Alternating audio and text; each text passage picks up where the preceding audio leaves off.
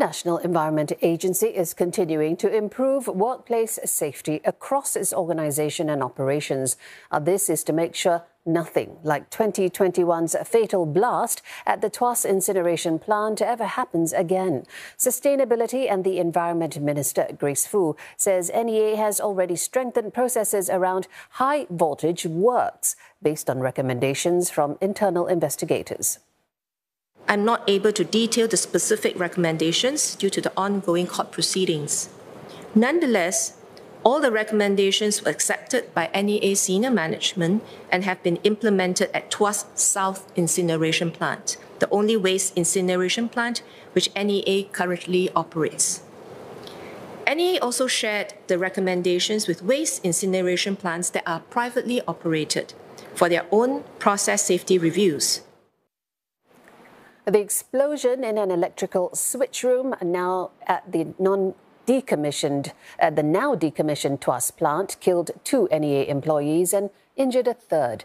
NEA and 2 employees were charged in December under the Workplace Safety Act for not doing enough to prevent the blast.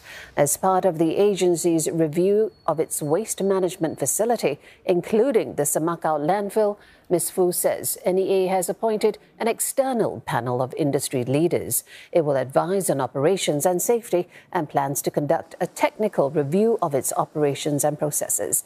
NEA has also taken steps to improve workplace safety and health within the organisation. And this includes an external risk management audit later this year and a dedicated committee under the NEA board to oversee risks. MPs asked Ms. Fu about risk assessment and assistance for the affected families.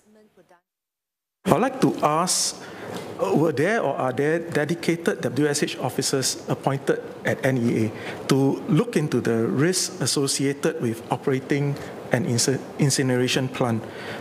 Was there a proper risk assessment done for such plants?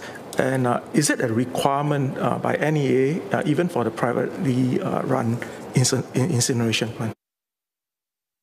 We do have dedicated staff undertaking the WSH responsibilities, and also we have taken steps to continue to strengthen WSH practices, including in the area of risk assessment, and we will work very closely with the industry, the private operators, together with MOM to ensure compliance with existing laws and regulations.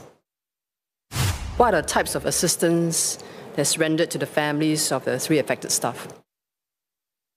We have been assisting the families from medical expenses to workmen's compensation, and also psychological and well-being support.